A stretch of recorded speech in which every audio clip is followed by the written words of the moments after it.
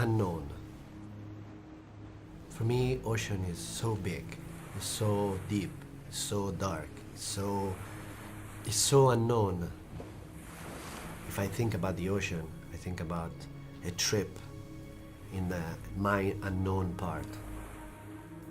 The dark part of my mind is where the creativity starts, is where the consciousness is where your ideas resides. And that's the point. If you feel this kind of responsibility, you can do it.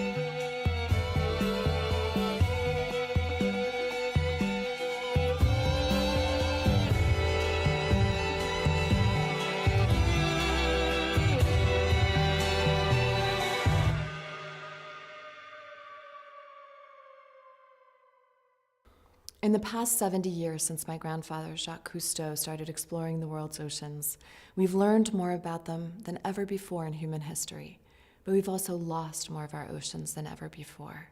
Somos 7.000 millones de personas y que muchos queremos comer pescado. Entonces, lo que está sucediendo actualmente es que no hay pescado, que no hay pescado salvaje. Más de 400, 500 millones de personas que dependen en gran forma de la pesca para su alimentación. As Michael Pollan says, we vote with our fork 3 times a day. There is tremendous power in the choices that we make, and chefs can actually create that ripple effect. Avant-garde, contemporary cuisine is no more like 10, 15 years ago, when everything was like the ego of the chef was the first thing to show how great we were with magic tricks or fireworks. Con la visibilidad que hoy en día tienen los cocineros, y en el fondo es asumir también una responsabilidad que creo que nos ha venido dada, pero que en el fondo la tenemos que poner en la dirección adecuada. Si queremos sostener a nuestras especies, tenemos que revisar cada una de las etapas de la cadena y asumir responsabilidades. You know, this is a learning experience for all of us. 10 years ago, no one talked about, or not a lot of people talked about, sustainable foods. And there's so much to learn. And we have to learn a lot.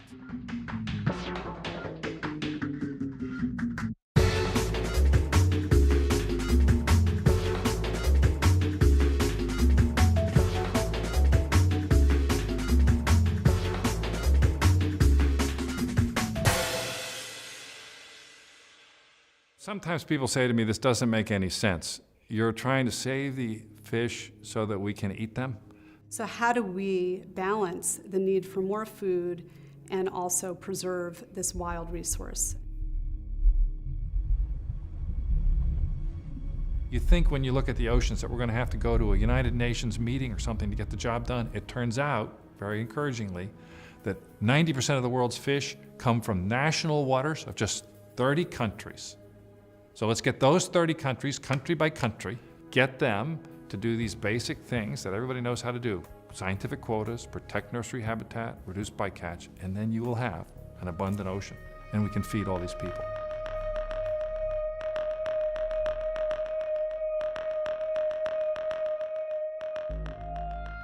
Los ecosistemas marinos, así como los terrestres, todos tienen un equilibrio que hay que mantener, ¿no?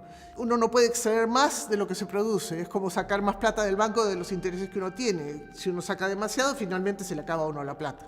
Y lo interesante de las poblaciones de peces es que crecen más cuando están a niveles un poquito más bajos. Obviamente hay un nivel mínimo que tienen que tener para poderse reproducir óptimamente, pero si uno extrae una cantidad determinada, lo que hace es que estimule el crecimiento de esa población, entonces se puede tener una pesca sostenible.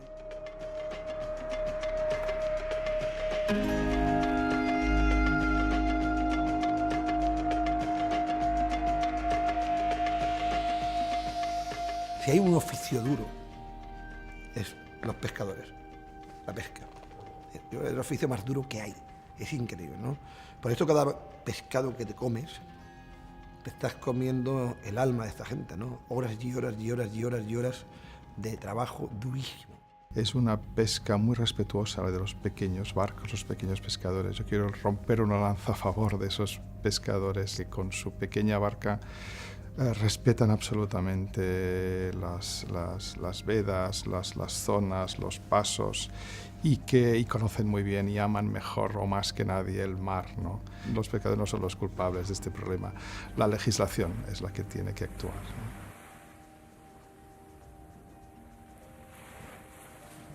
Bueno, a veces se nos olvida que esa relación encadenada de hechos, ¿no?, nos lleva a situaciones increíbles. Como por ejemplo que los pescadores de cercanía no puedan vender su producto en las lonjas y sus hijos estar comiendo en las escuelas pescado que viene de otro lado del mundo, ¿no? Entonces, cosas de estas, que son como incongruencias del sistema, pues son las que tenemos que cambiar entre todos, ¿no? Primero tomando conciencia y después intentando construir elementos que básicamente generen cierto grado de, ya ni siquiera de justicia, ¿no?, sino de cordura. At our restaurant Dinner by Heston Blumenthal, at the moment we have 6 or 7 dishes on, but we work really, really hard and very, very close to our fish supplier to make sure we're eating the right fish at the right time. Fish has seasons. Of course, we all know, vegetables have seasons, but there is a season of fish, and it can change from week to week, and it also is based on the water. So we can't be so fixated and say, oh, we want this particular fish all the time. We need to move away from that idea. We need to go with what the nature gives us.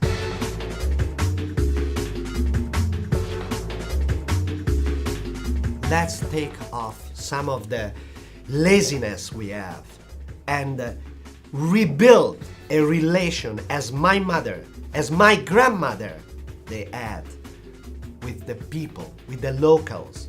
If you spend some time to go and bring and buy, you can eat much better. You know why? Because you eat fresh, you eat seasonal.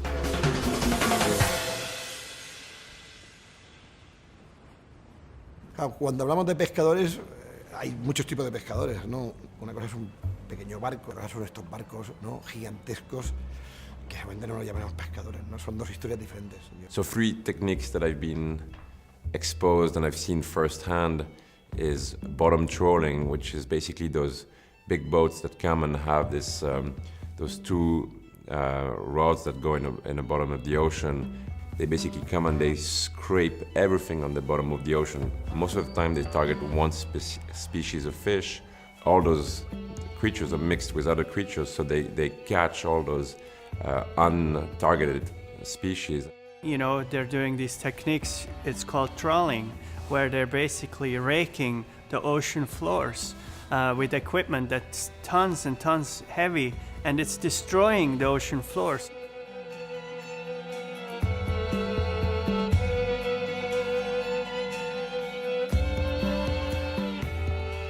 Hay algunas artes de pesca que son, desde luego, mucho más dañinas para el medio ambiente.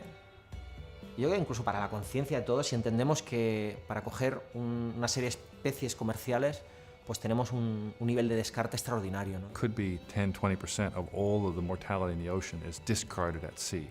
Much of that would be very good to eat, and the chefs that are here with us working on this project are going to help show that all those fish that used to be thrown overboard, dead and dying, can be good food for people.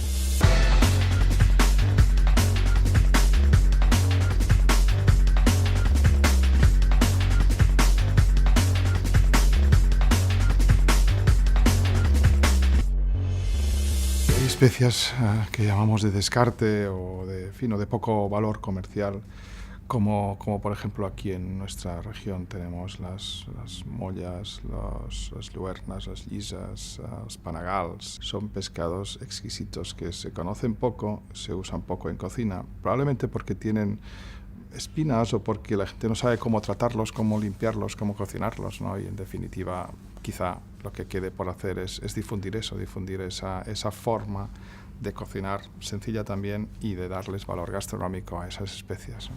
A partir del año 85-86, cuando yo me quedé de jefe de cocina en el Bulli con Christian Luton, uno de los trabajos que hacíamos era ir a la subasta.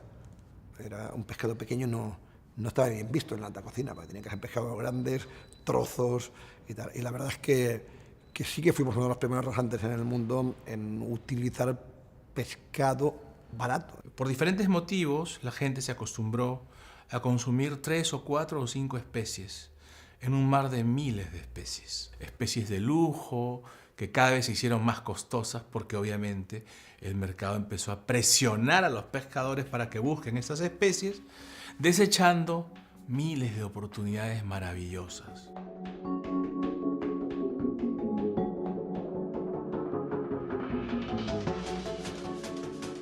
Two weeks ago, myself and the head chef of the Fat Duck were in Melbourne at a fish supplier trying to understand what is sustainable, what's around, but also, most importantly, there were only 3 fish that I knew.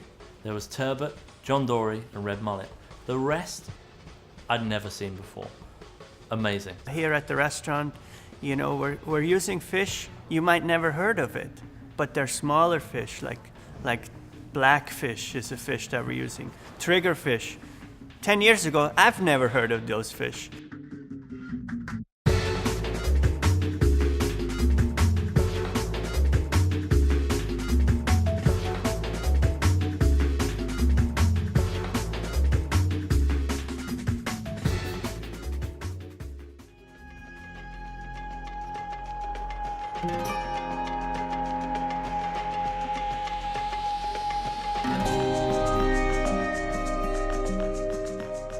Los cocineros, de alguna manera, nos estamos convirtiendo en contadores de historias, que las contamos, obviamente, a través de nuestros platos.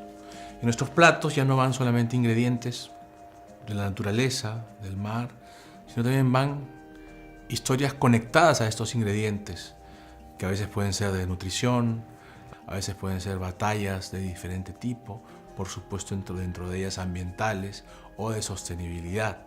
Entonces, el cocinero se convierte de alguna manera en un activista. Y es necesario que así sea, porque si no lo hace, sus historias quedarán cortas. If you buy fish that are smaller fish rather than bigger fish, you're probably doing something good for the ocean because smaller fish tend to be more abundant and to reproduce more quickly.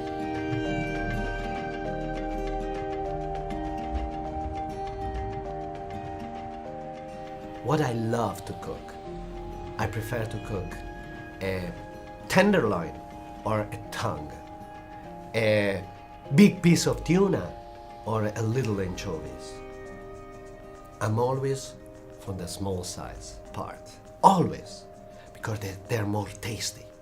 Just think about, in the right hands, this kind of fish, they give you more. Si hay algo que representa de manera clara y contundente sobre los buenos aceites y la buena proteína, esa es la de los pescados azules, que a veces pensábamos que solamente eran los atunes, o los bonitos, o los salmones, pero también son los jureles, las anchoas, las anchovetas. Con medio kilo de anchoas por semana, por persona, uno tiene absolutamente todas sus necesidades nutricionales cubiertas.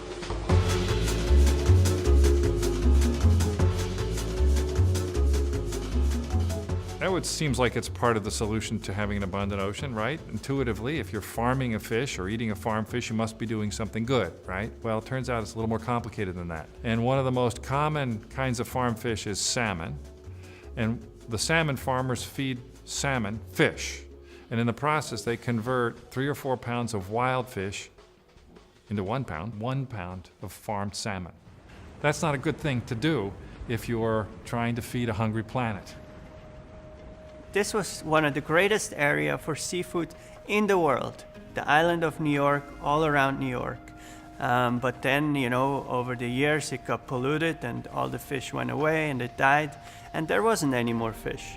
But like 10 years ago, a few really amazing people, fishermen, oyster farmers, lobster farmers, started rebuilding this. And slowly it's coming back. And all the bays, the waters are getting cleaner, and it's a significant change. So now the oyster that we're using here are only like an hour and a half away from here in Long Island. This was a place where 10 years ago there wasn't any seafood growing.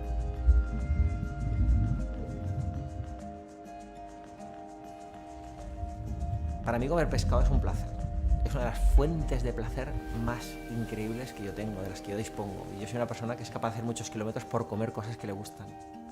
Y que además, desde un punto de vista nutricional, es extraordinario. Y que además nos puede ayudar a entender algo que un amigo mío suele decir, que es aquello que conoces lo acabas amando y aquello que amas pues no desaparece.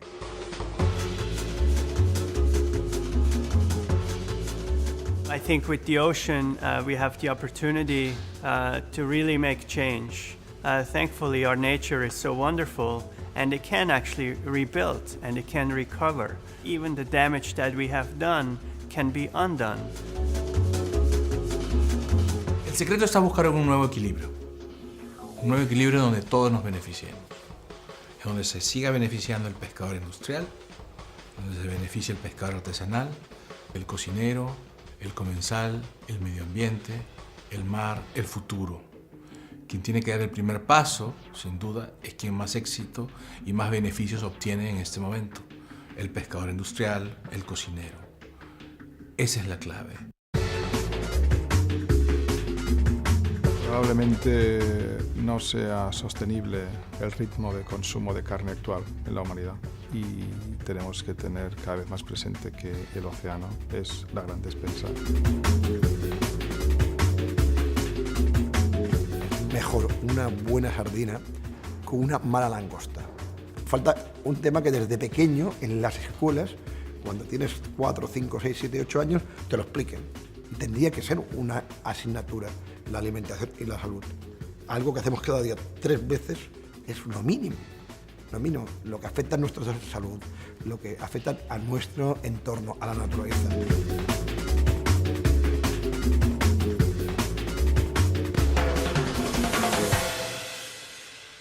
We know from our experience at Oceana that when you talk about fish as food, you get 10 times more attention than when you talk about it as a wonderful creature that deserves to be respected and admired. Chefs, I think, could be the decisive set of ambassadors for bringing the message that we can save the oceans to feed the world.